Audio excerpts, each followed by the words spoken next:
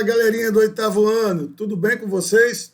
Aqui é o professor Alain, vamos para mais uma videoaula de geografia. Na aula passada nós trabalhamos a formação dos estados-nações. O que é estado-nação, o que é povo, território, fronteira. Na aula de hoje nós vamos trabalhar as relações entre esses estados-nações. Como eles interagem, como eles possuem relações uns com os outros. Um Estado-nação, um país com o outro. E quais os organismos internacionais contribuem na mediação dessas relações. Por isso que o nosso assunto hoje é a ONU e outros organismos supranacionais, as instituições que atuam em âmbito mundial para favorecer as relações e as interações entre os quase 200 Estados-nações que existem no mundo. Não se esqueça da aula passada, quando eu falo Estado-nação, eu estou falando como se fosse um país, né? O Brasil é um Estado-nação, a Bélgica é um Estado-nação, é aquilo que a gente costuma chamar popularmente de país. Então vamos lá, pessoal, olha só. No mundo de hoje, no contexto da globalização, os países estão cada vez interagindo mais, estão cada vez tendo relações econômicas, políticas, sociais, culturais, militares cada vez mais intensas. A gente pode dizer, então, que nós vivemos num mundo conectado, num mundo integrado, num mundo em rede, onde os países possuem um intercâmbio permanente, intercâmbio em todos os aspectos, econômico, político, social, enfim. Só que, olha que curioso, esse cientista político aqui, o John Mearsheimer, ele é um cientista político que nos anos 70 ele vai dizer o seguinte: o sistema internacional é composto por estados independentes que não possuem qualquer autoridade central sobre eles. O que ele quer dizer? Que todos esses países do mundo aqui, estava até marcado já, todos esses países do mundo, são quase 200 países que existem no mundo, eles são independentes, eles possuem o que a gente chama de soberania. Eles não são subordinados a nenhum organismo internacional. Nenhuma dessas instituições supranacionais que existem no mundo, a principal delas é a ONU, nós vamos ver, elas mandam nesses países. O que elas fazem é buscar um diálogo entre as nações para que essas consigam resolver os seus conflitos e as suas diferenças na base do diálogo, evitando uma guerra. Entendeu? É isso.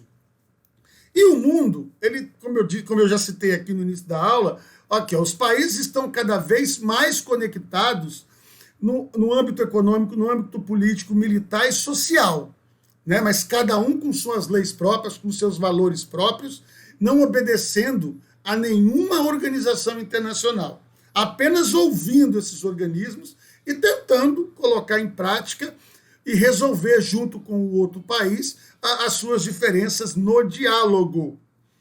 Bom, seguindo, essas interações são cada vez maiores, esse símbolo aqui, ele evidencia isso, né, que os países, eles buscam parcerias, nem todo país possui, nem todo Estado-nação possui o que precisa para o seu povo sobreviver. Então eu vou buscar com outra nação recursos econômicos que o meu não tem.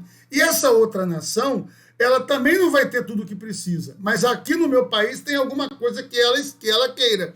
Então, é fundamental para a sobrevivência da espécie humana, é fundamental que os países interajam em todos os aspectos, tá? Econômico, político, social, todos. Só que nada impede que esses países, uma hora para outra, tenham uma treta. Eles divergem de um determinado assunto e não conseguem solucionar essa divergência só no diálogo, só na diplomacia. E aí acaba acontecendo um conflito. Isso acaba acontecendo.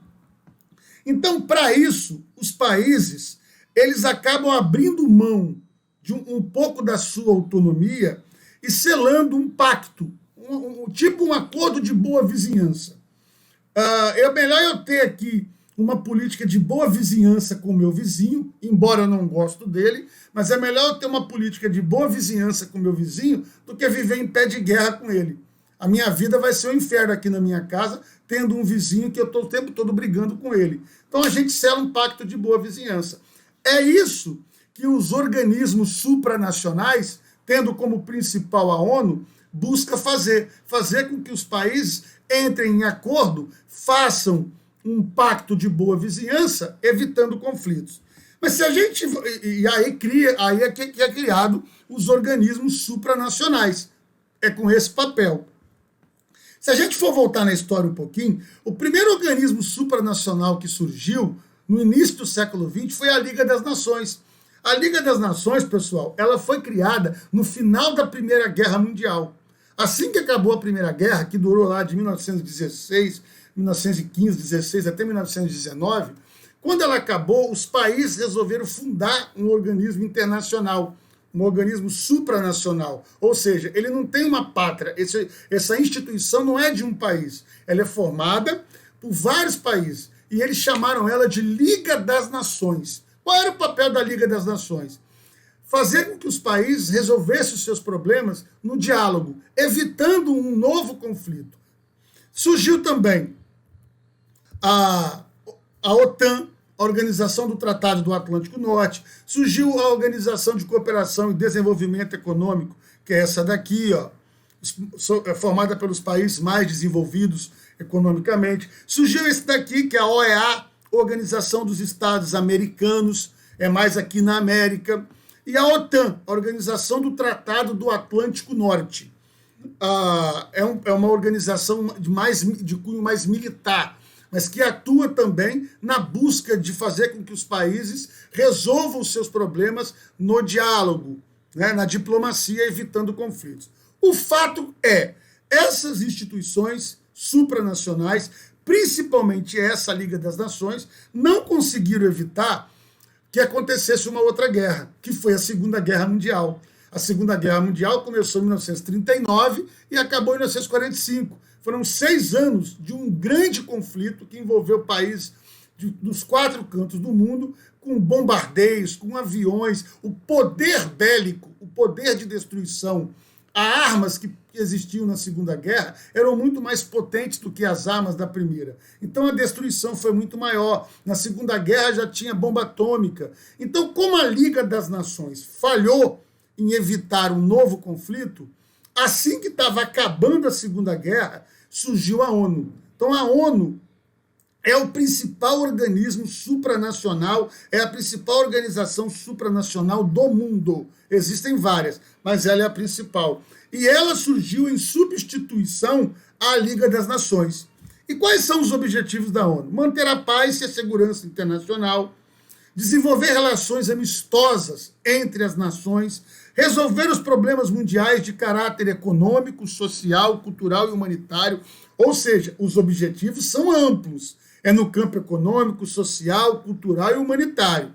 Por isso a ONU vai possuir uma estrutura interna com vários órgãos, com várias agências, com vários programas, com vários fundos. É isso que nós vamos conhecer aqui.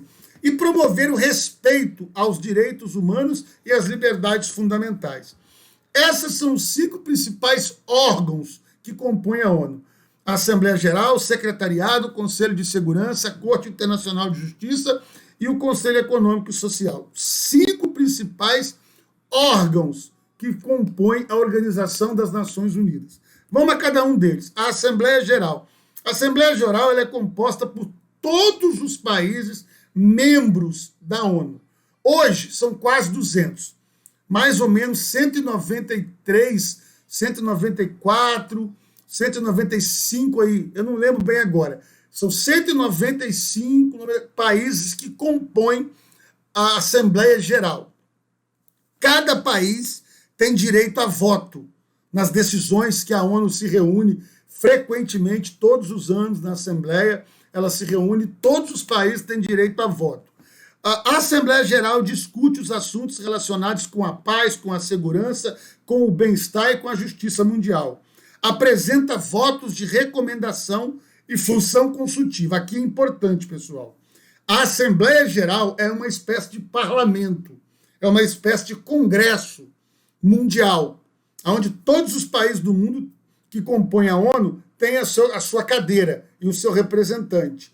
Só que os países do mundo, como eu disse lá no início da aula, aquele cientista político, Eles são autônomos, eles têm soberania, eles não obedecem a nenhum poder central. Então a ONU, ela não manda.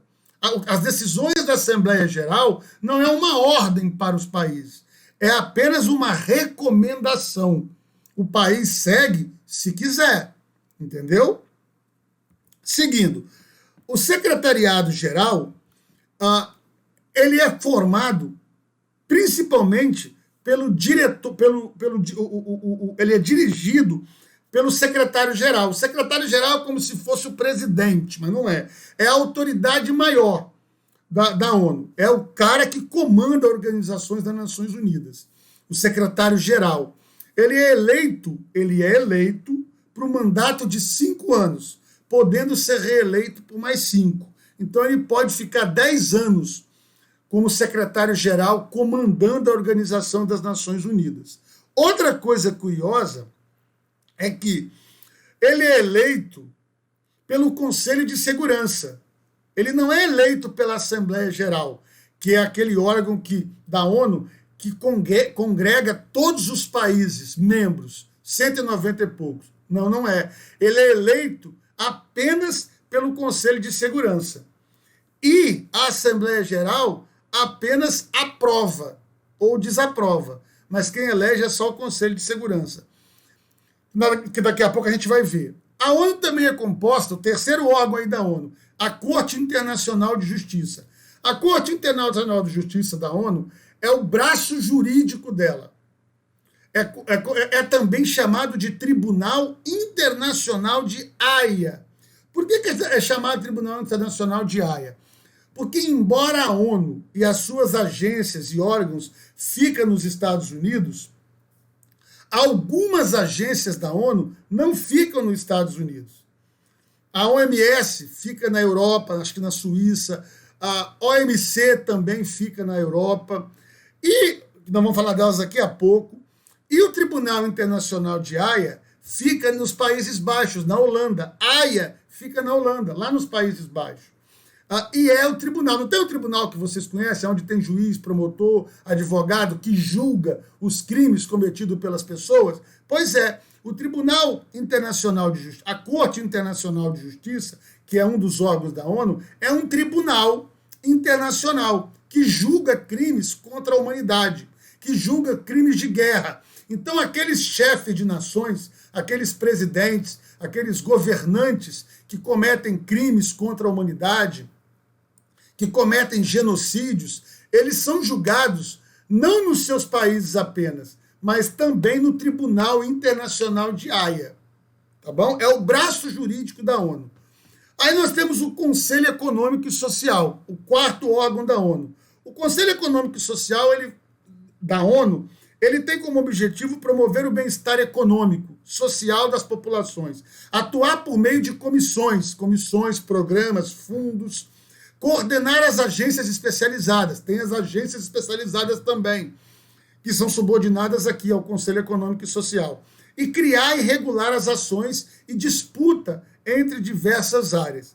Aí, pessoal, é que vai surgir as agências especializadas, que pertencem à ONU, mas dentro da estrutura interna dela, são subordinadas aqui ao Conselho Econômico e Social. A primeira agência que eu boto aqui é a OIT, a Organização Internacional do Trabalho, que vai ser a agência especializada para discutir as questões relacionadas ao trabalho no mundo todo. Trabalho escravo, desemprego, geração de emprego. Tudo isso aqui é a OIT que vai se empenhar. Tem a FAO, a Organização para a Alimentação e Cultura. A FAO é a agência especializada da ONU que vai atuar no estímulo à produção de alimentos, no combate ao desperdício, no combate à fome, à subnutrição, à desnutrição. Tem também o Fundo Monetário Internacional, é o famoso FMI. O FMI é aquela organização internacional financeira que concede financiamentos e empréstimos para os países que estão endividados, que os países que estão precisando de crédito, de dinheiro para tocar os seus projetos, as suas ações, as suas políticas públicas. Tem também a Unesco, a Organização das Nações Unidas para a Educação, Ciência e Cultura. É a agência especializada da ONU que vai atuar no mundo todo no estímulo às políticas públicas voltadas para a educação, ciência e cultura.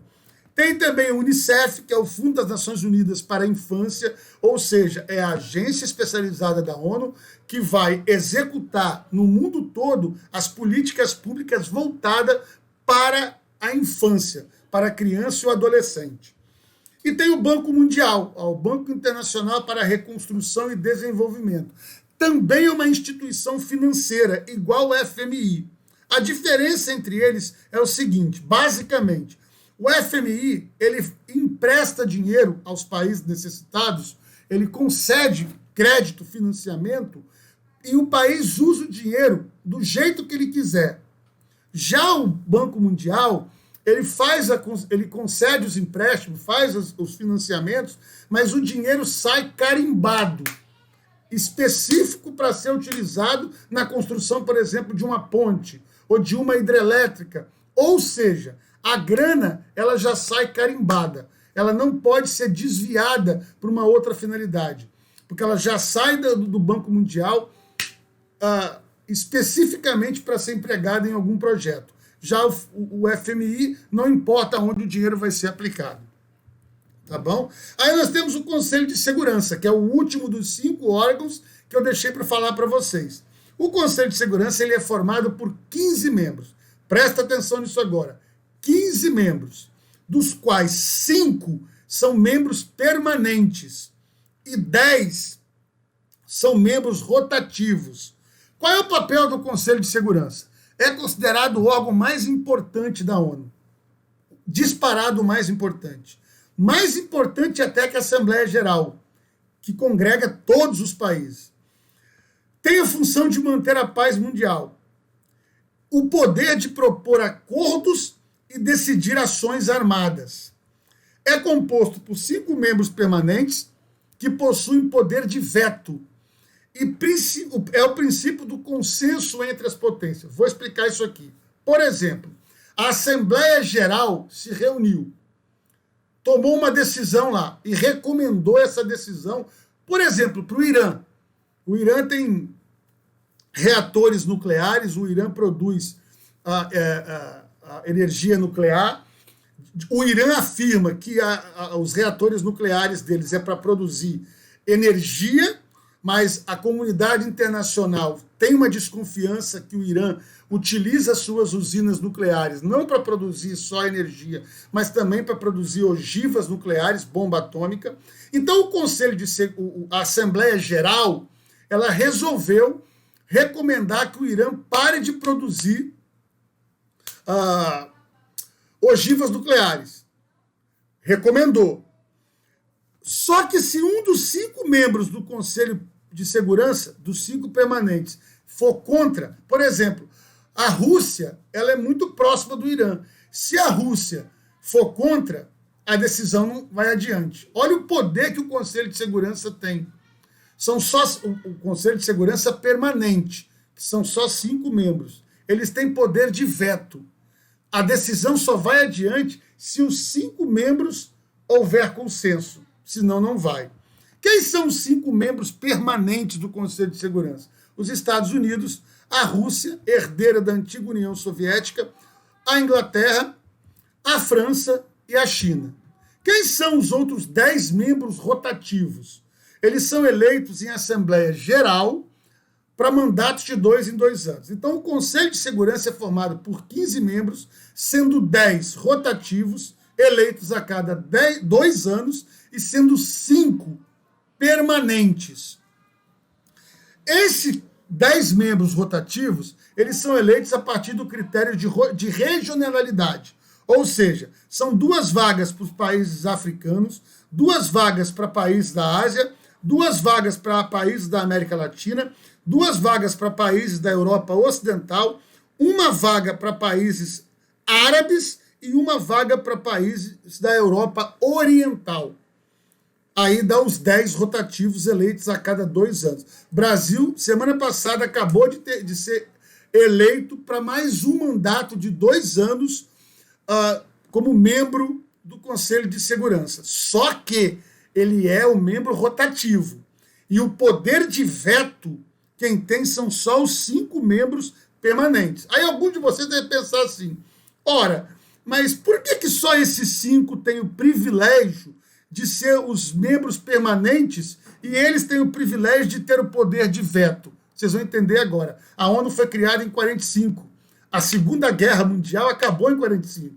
A ONU foi criada, na verdade, um pouco antes, em 44. Já estava acabando a Segunda Guerra. Quem foram as potências que venceram a Segunda Guerra? Estados Unidos, França, Inglaterra, China, Rússia, que era a antiga União Soviética.